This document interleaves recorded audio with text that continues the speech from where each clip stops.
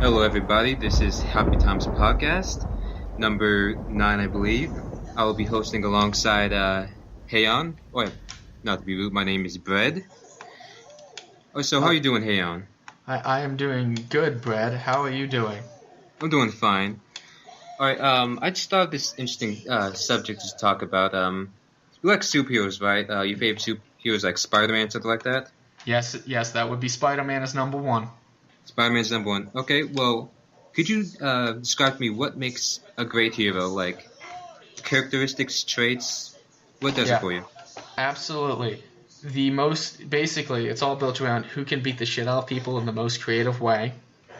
Who can do the most morally loose characteristical traits, and then fundamentally get away with it with society looking at them like they're the good guy, despite the evil shit they just did. Hmm. And that's what makes a good superhero.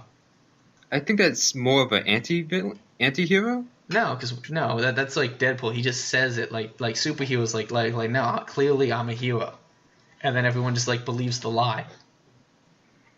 Hmm. Yeah, Could you go into depth about that? Like, yeah. Okay, so for example, Batman uses children for warfare, and that's okay because he calls himself a hero. But meanwhile, when Slade does it, he becomes a villain because he's honest about it, right? hmm. Spider-Man is a villain because he uses his powers to get laid, have money, and release his sexual frustrations out on criminals. Hence why he did the rape crotch scene in Amazing Spider-Man 1. So Hmm. yeah, that does that. Do you understand now? Have I? Oh, I understand now. Oh, I understand now. But oh, okay. What would you describe a hero as? I was gonna actually go a bit more serious with this topic. Like, what actually makes a hero? Like, someone you can actually relate to. Someone that actually has an inner struggle that's believable.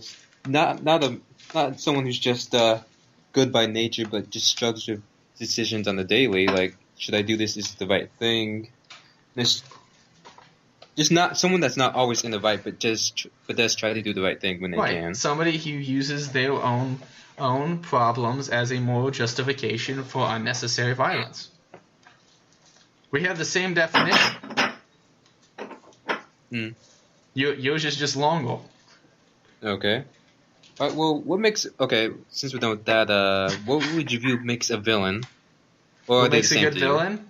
Makes a Somebody who great doesn't villain. feel like they need to justify how fucking evil they are. They just are.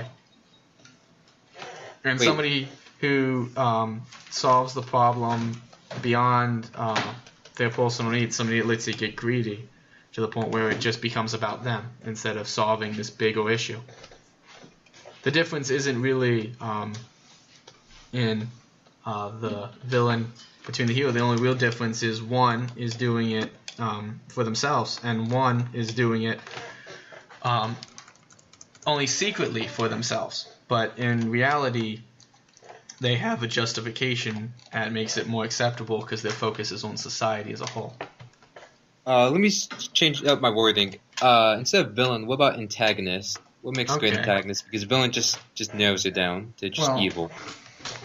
uh, okay. To be 100% serious with it, like I think really a good antagonist is somebody who can proactively challenge the ideas of their antagonist.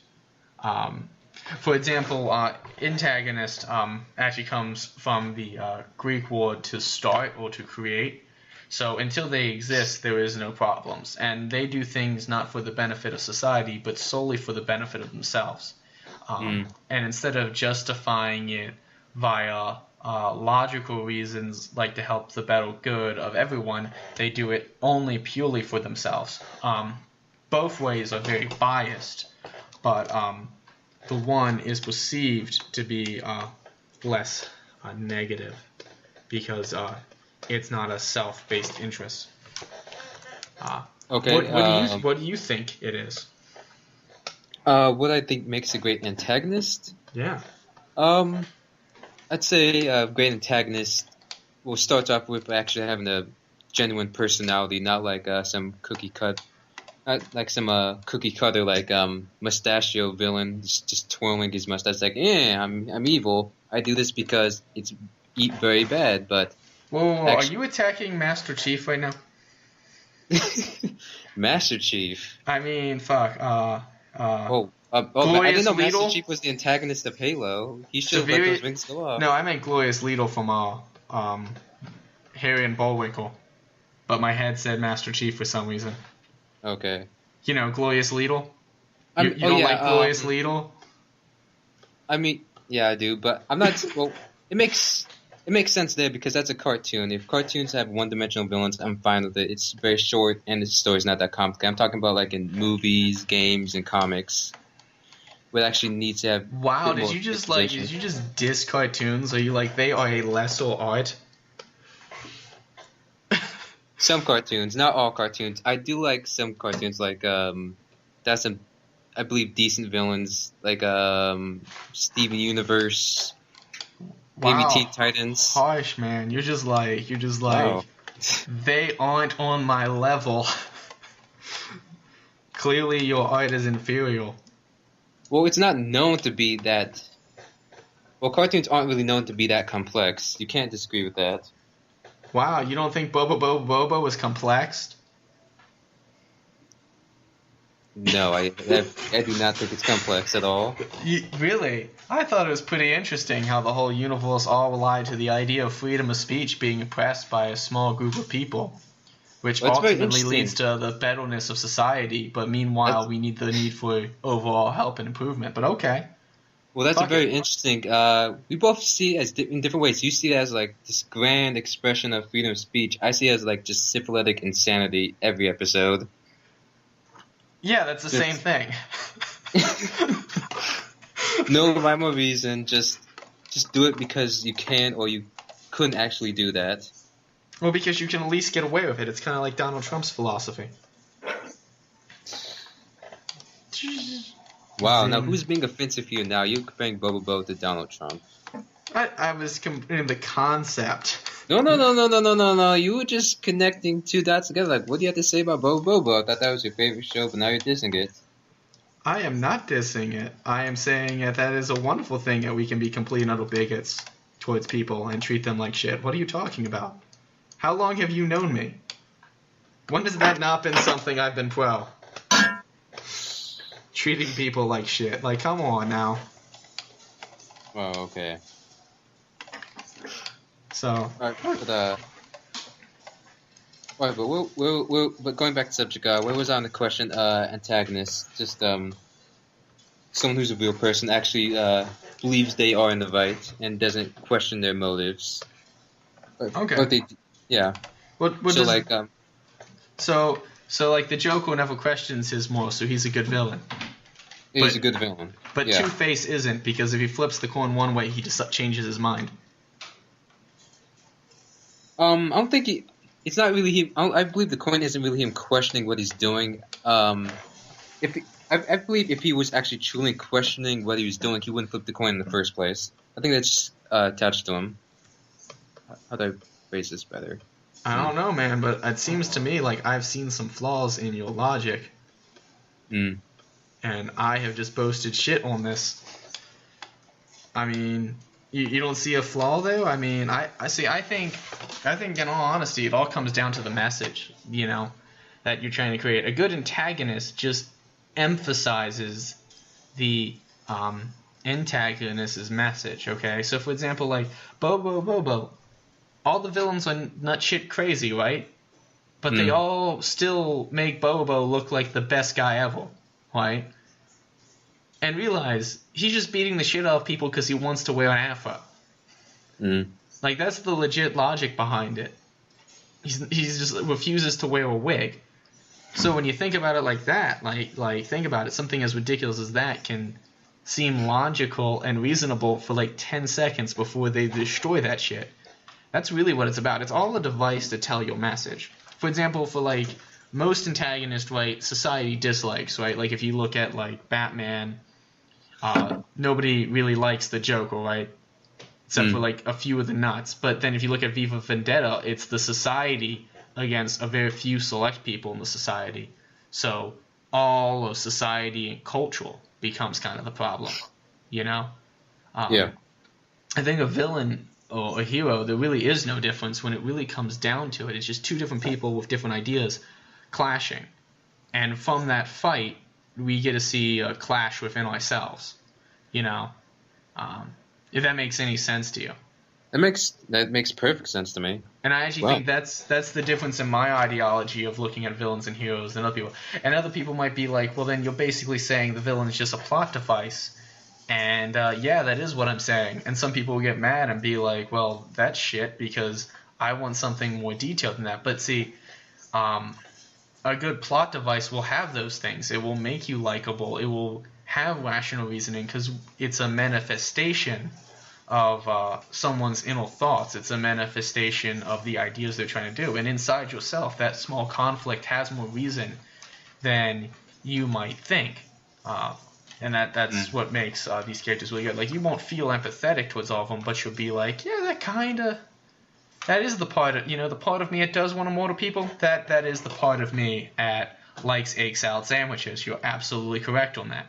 All right, so what you're saying, you can actually, you said not empathize, but like actually see some logic in their reasoning. Is that what you're saying? Yeah, pretty much. Okay. I mean, that's really what that stuff's about. And I don't honestly, it's not even like really that. Like, all art is a projection of oneself, okay? And it's not only for the artist, but the person watching the art. So if you're looking at watching Spider-Man and I'm seeing Spider-Man, we all have two different perspectives because we're projecting two different concepts onto this world, okay? And the artist is trying to guide the conflict, and he's like just basically the referee, okay? Well, you beat the shit off yourself thinking about it. Like, thinking about someone like, name your favorite movie. My favorite. Oh, that's very difficult. My favorite movie would have to be. No, it's gonna sound weird. It's gonna sound like I'm just choosing this, but that one. Very difficult. Very difficult. Very difficult. I'll just say some good. Was it Good Citizen or was it called Law Abiding Citizen? Like, I like Law Abiding Citizen. That's a great movie to me. Oh, that is a great movie. Yeah. Okay. I'm trying to think though because it's been forever since I've seen it. You still have the DVD. I still lent it to you. I haven't gotten it back. You did? Yeah, remember? I that's how you.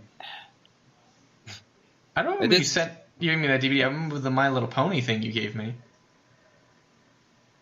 I gave you My Little Pony? When did I do that? Yeah, you gave me like a My Little Pony video game. It was pretty awesome, actually. Oh, crap. And Iron Man. Oh yeah, Iron Man, that game. Oh no! I gave you No, that's not My Little Pony. It's a pony game. It's about horses. Pony game. Riding horses. Yeah, that was interesting. Quick question: Are you the protagonist, or are you evil in that game, or are you the good guy? Is it the horses that you're enslaving, or what's going on there? See, that's a good question. I'm gonna use my favorite movie to explain my point. Okay. And my favorite movie is The Big Lebowski. Of course. Which you know, I can't shut the fuck up about the movie. Okay. And, and you might think, there's no antagonist in that, but you're completely wrong. Or you might think, oh, well, clearly the old man and the dude the old man's the bad guy because he tried to pin it on the dude. But nothing bad ever happens, so clearly he's not a villain either. But the truth of the matter is, the vitals are putting you through a conflict of yourself. Think about all the times and all the scenes that you could get worked up over that literally you have like no control over. And like the dude just like hardly ever some comes to it until the very end. And it's kind of interesting because it shows how much better that is. And then the flop between Walter where he's like, no, I can't control that, so fuck it. It's a really interesting dilemma, but the battle plays inside your head. Like, you're all like, holy shit, they're going to cut off this dude's dick. They're going to cut off this dude's dick. And the other dude who's been spazzing out about the time period the bowling incident happens, the whole idea of nihilism, he's just like, dude, calm down. They're not going to cut off your penis. Like, they're not going to do that. Like, come on, really? Like, I know they came in your house, put a ferret, and, like, had it attack your balls, but that's not going to happen. You know, and he's finally at the point where he's just, like, accepting at, like, there's just things he can't control and he can't fix or make better. And I think it's a great film because the entire time you're through that, it proves that point. And it uses the qualities of the characters to reinforce that idea, you know. And that's how you make a plot device, which is all a villain really is, not seem like a plot device. Because you need to connect both to the problems, right? Like the issue itself and agree with the hero, but you also need to understand the part of you that wants to be the villain, you know? And the beauty of any real story is that you, as the reader or as the audience, both want to be the hero and you want to be the villain. So if your villain isn't someone you want to be, like when I kick someone's ass, I want to have orange juice too, right? And that's why Yu Yu Hakusho show is an awesome show, because the main villain's like, I'm going to murder some people. Oh yeah, no, I don't want alcohol right now. I just whoop some ass. I want some orange juice, right? And we can all immediately relate to that, because like, if you're fucking walking out, you want orange juice. Like, let's be real about it. You don't want to be drunk when you're walking out. Like, that would be a stupid thing. You just walked a little sweat. Give the man some orange juice.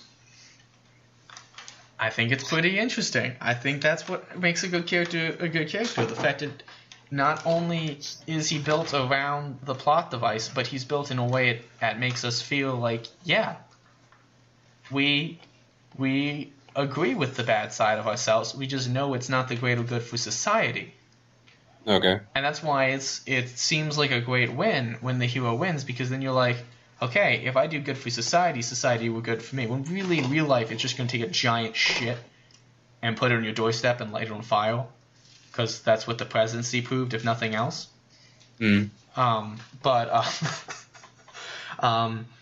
at least it lets us lie to ourselves. Those of us that want to be good people. All right. So what I'm getting from this, Heian, is that we should actually view some of the villains or antagonist villains as role models, because they're just doing what they believe is right, and that usually works out for them. Yeah, pretty much. All right then. Or what's been rewarded, or they're getting away with something we kind of want to get away with. Like sometimes you just want to kill a fucker. If you're sane, you won't do it. But being able to give into that is actually a wonderful thing, because it allows us to even look at our enemies, and it allows us to actually not have to fight them. If that makes any sense to you. It actually stops conflict. I see this in Okay, so in a way, walk them on someone else's shoes. So, is that what you're saying? Basically, or I mean, a good villain makes you understand why people do bad and why people do good, and then it helps you actually solve that problem. Okay. And it can help you solve that problem in your own life. If you don't see it as beneficial to you, then your brain's like, oh, well, fuck it, that's boring. But if you see beating the shit out of the bully as being a good guy, you're either going to be that good guy, or you're going to beat the shit out of that bully, and he's going to go home and cry and then eventually shoot himself.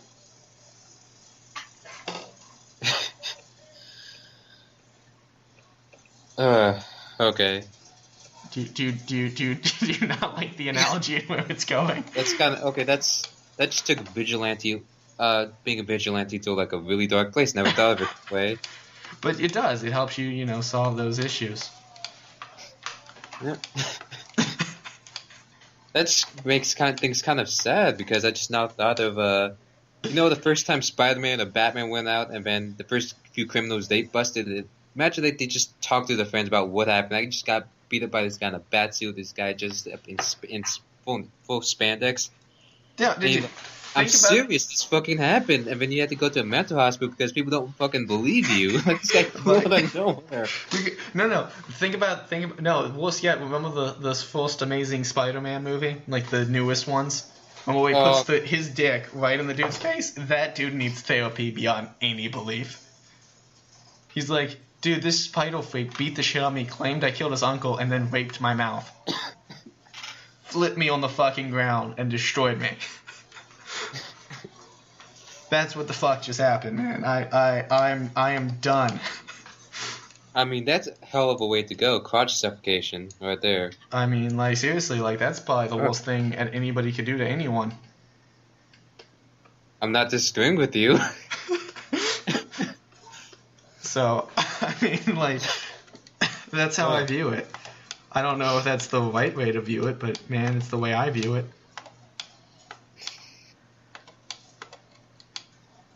Alright then, I honestly forgot your view on that movie. Yeah. Yeah. Well, that's what happened, man. Yeah. That being said, he still was a better Spider-Man than Tobey was. Well, Like, yeah. everything else about that movie was way worse, but it's kind of like the only real thing that was wrong with the Spider-Man movies, except for number 3, which had a lot wrong with it, but also had a lot right with it, that I wish people would recognize. Okay, before we continue with you, what did it have right? Just give me a few examples. Okay, so the action scenes were really well choreographed. The CGI was fantastic. And the actual plot of the Sandman was done really well. It didn't have enough time, but what it did in that time was amazing. If you just watch that and you look at it like a Saturday night cartoon, you're like, holy shit, that actually accomplished more than the animated series did, and the animated series was the shit. Now, if you had to, like, fast forward past the dance scene to not want to blow your brains out, but, you know, once you... Alright, so you're saying one-third of the movie was good? Yeah. One-third of the movie was, like, an amazing movie. Mm. And then the rest of it had Tobey in it. and had like corporate-based agenda stuff. Like, let's cram as many supervillains in this bitch as possible. But the Sandman bits were actually really good. They were, yeah. Venom pisses me off beyond any belief. But when I first saw it, I was still just so happy to see Venom on the big screen.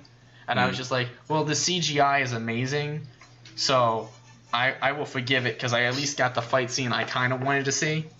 Mm. It wasn't as epic as I wanted it to be, but it was close, you know. Which, you know, I know a lot of other people would be like, holy fucking shit, what is wrong with you? But, no, like, literally, but Spider-Man 1, biggest issue, Tobey was in it. Really, like, the dude that played the Green Goblin, he originally played for Peter Parker. I think he would have made a better Peter Parker. The Amazing Spider-Man series, I thought the actor was actually really good to play Peter Parker. When you look at the script and everything, he didn't get the geek side enough, but really, like it just comes off to me as some of the later Spider-Man comic books where, like, Spider-Man only really looks like a geek because of Aunt May, and then Aunt May kind of becomes this plot device, which, you know, isn't as good, but is still valuable, you know. Speaking of Spider-Man, what do you think of the new upcoming movie, Spider-Man: Homecoming? Okay, so I like all the effects they're doing, but all the Spider-Man movies have had great effects. Anything with Robert Downey Jr. in, obviously I'm gonna watch. Just because, you know, boneless. No homo, but boneless. Like, legit. Like, rocket ship flying. Anyway. I'm not judging you. I'm not judging you on your preference, okay? Just putting that out there. I liked what I saw in Civil War, with the voice acting and the lines. I'm a little worried about the frame of the movie. Okay. But luckily they've been very secretive. I actually haven't been able to find scripts of it yet, to destroy the movie. Out of, like, legit, like, I've seen some people, like, try to, like, yeah, this is the script, and, like, yeah, you're full of shit, but I'm kind of glad you're full of shit, because I'm just trying to ruin it for myself right now. And I appreciate the fact that you're full of shit. And I got a good laugh at this one part, but while doing that. But anyway, that's basically how I feel. I'm a little worried about how they're gonna do the relationship angle, because that sucked in all of them. And, like, that's one thing that, like, Spider-Man always kind of had, like, right. And whether it be Gwen, whether it be Mary Jane, whether it be Black Cat, no matter who he's dating, there always was really good chemistry in the comics. At least all the comic books I read. I don't like a lot of the modern ones. I kind of try to avoid them. I like, well, as you know, I like Miles Morales, but I just don't like the universe as a whole. All right. and I don't like some of the changes they've made. But this is the cinematic universe, and the cinematic universe seems to have its shit together. All right. I'm worried about that. I'm also worried about the main supervillains because we haven't gotten much of that figured out. But like, I understand why we haven't seen any of that is because we saw the action in the Civil War video, and that was enough to be like, yeah, we're gonna get the action right. Don't worry about it. So it'll be more a question about how the scenes of Uncle Ben and Aunt May play out, how the scenes with the relationship come out, and it's just because of previous issues with previous films, and that's what really scares me. And that's part of the problem with Civil War, because all the fight scenes have been done fairly well in every Spider-Man series, except for Amazing Spider-Man with the dick rape scene, which you guys should look up. It's like immediately just watch where his penis goes and watch where the dude's face is. It is fucking, like, I'm serious, like, I had to, like, look to my side and, like, did they just show Spider-Man raping somebody? Like, Jesus Christ. And the worst part is and actually the last one, the romance was pretty good between Gwen Stacy and him, I'll say that, but it wasn't, you could tell there was real chemistry. The problem was the dilemmas were cliched, you know? And the thing about Spider-Man comic books is they're never cliched. Like, it's always, like, all the things he's coming up with, like, all the feels he has inside his head, are like, completely reasonable when you read the comic books, you know? Whereas in the movie, it still didn't feel reasonable, you know? And maybe it's because he like, every fight he's in up until the main villain fights, like, he's just whooping ass. And I think in the comic books, Spider-Man gets his ass beat by everybody. Like, Spider-Man gets his ass beat by a superhero whose little powers come from a non-stick pan. His name's Slick, by the way. His powers, he slides on things. It's actually really awesome. Wow. I did not know that. Yeah, no, like, the thing about Spider-Man is his villain lineup ranges from being actually equal to where Batman's are, and then at the same time, like, 8 times worse and, like, super cheesy and stupid in the comic books. And, like, there's some villains that are just, like, designed to be a joke. Like, so like, real comic book fans that really, like, have been on the series will know that, like, some series, Shocker was, like, a really, really big, powerful thug in the beginning, and Spider-Man gets his ass whooped, and then, like, towards the end of the series, he looks like a bitch. Like, depending upon which comic books you read. So, that transition is, like, the shit. And then, like, you know, like, whenever he finally beats a villain, he just gets his ass beat the next one.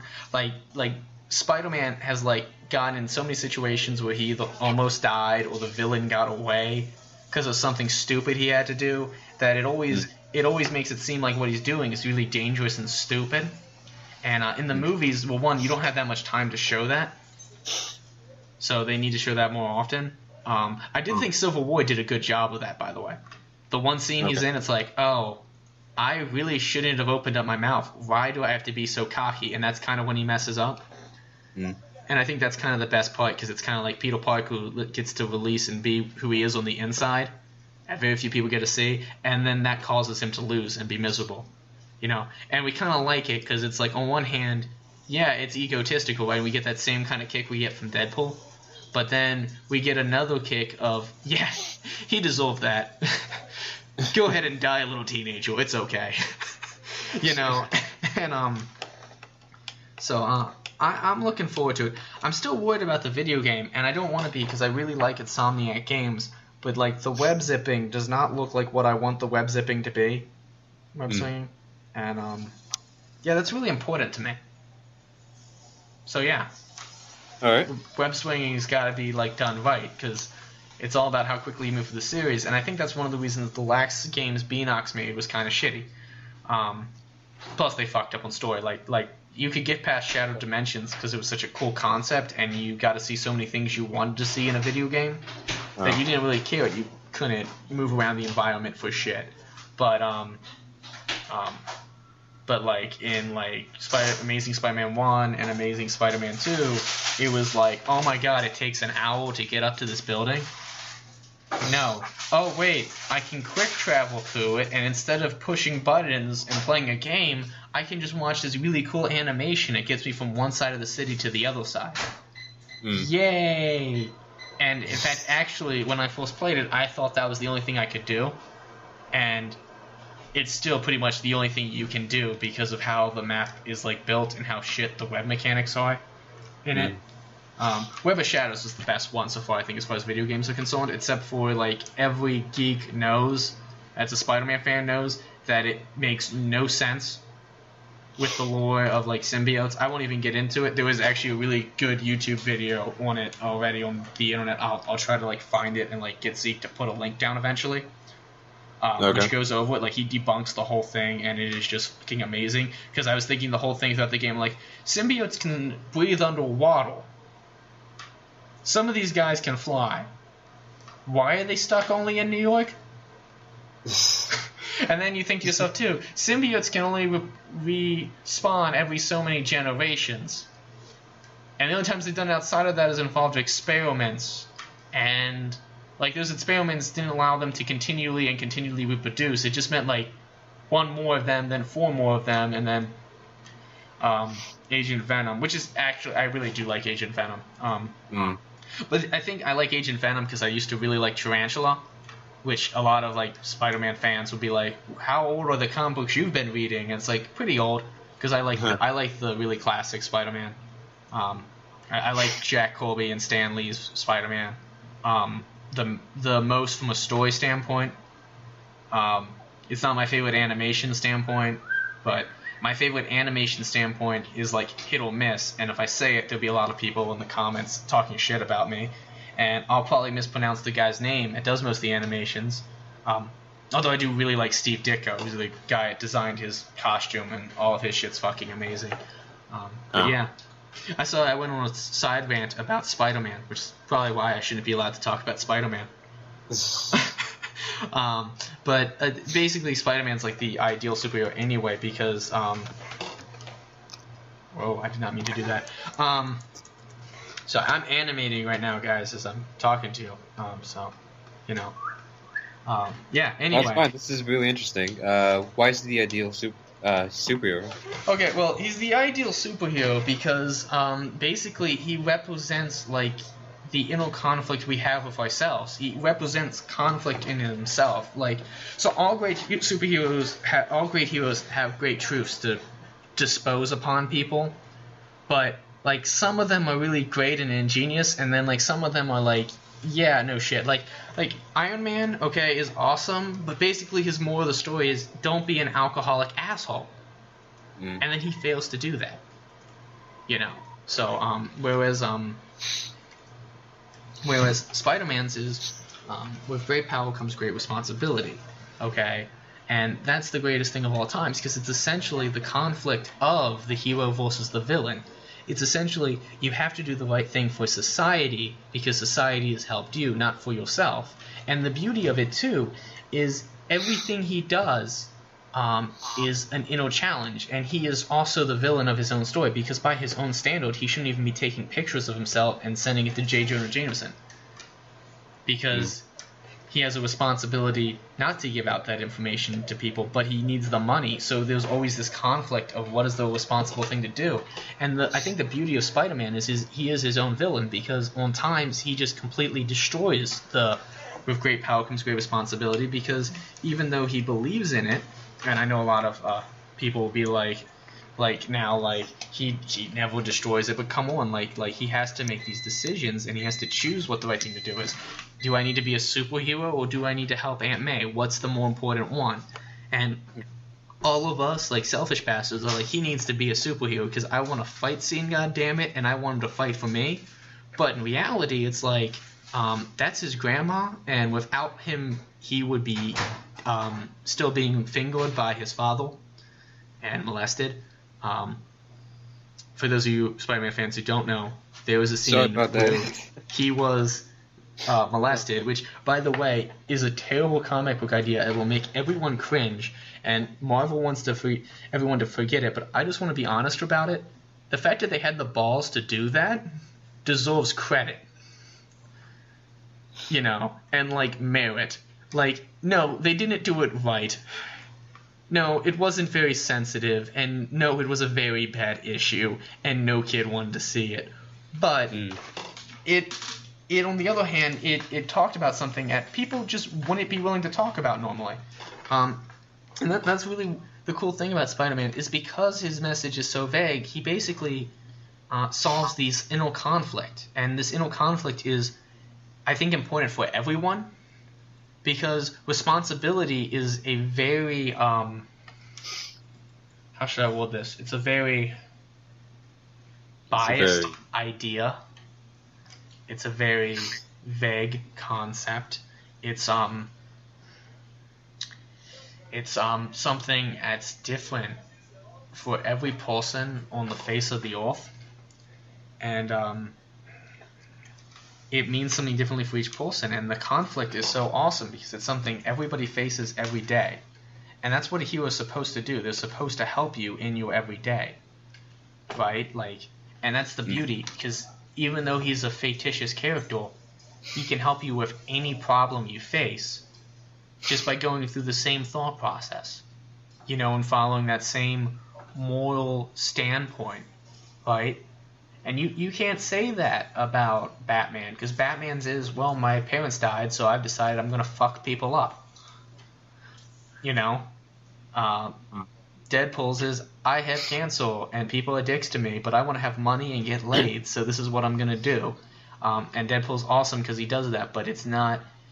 And he can help you too, I'm not going to lie, the fact that he is an anti-hero, and I could go on about him too, he's probably, the second best one up there as far as, how he's going to help society as a whole.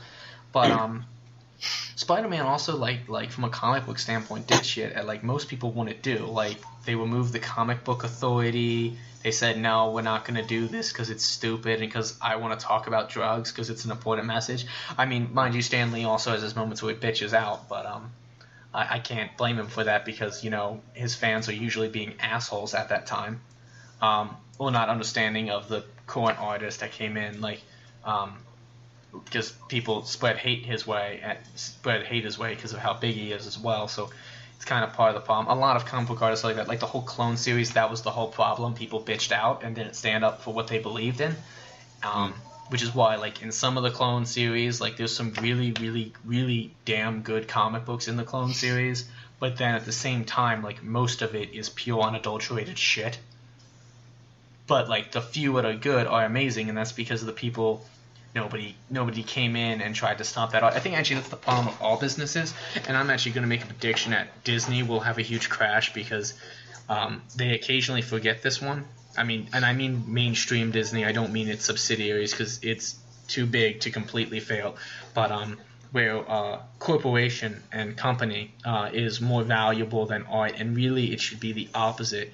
An art company should be built around art and artist, and then the business should come second. And really that's the case in any business. If you look at Steve Jobs' stuff, the whole reason Apple was so successful, and Wozniak, and even more Wozniak, but Steve Jobs was able to sell the truth, whereas Woz was I know the truth and I'm smarter than you, but fuck it, you can be the poster boy. Is that they treated it like it was an art form, and they let artists do what artists do, and they let them create, and they let them build something that was great and valuable, and they didn't step in the way until money got in. And I think that's the big issue. And if you look at even Pixar's creation, that all happened because Disney was no, digital animation, if it doesn't save us any money, why should we do it? And then they immediately got on digital animation the second it saved them money, and that's why a lot of animation looks like shit right now. And I'm saying that, and I'm a CGI artist, and I should be horrified of myself because I can't do traditional animation. But when you do 2D stuff and you just do it to be cheap and you don't put the time into the movement and the actions, it's led to the point where we're stigmatizing CGI because people aren't putting their heart and their soul into it. They're just building something for money, and I can see a huge fall coming down soon because of that. And I'm starting to see it happen now, and it's happened in the past. It's led to lots of sub-companies branching out from Disney, and it's what happened to Marvel. It's one of the reasons they had their crash. It had nothing to do with anything outside of the fact that business became more important for these fuckers than art. What?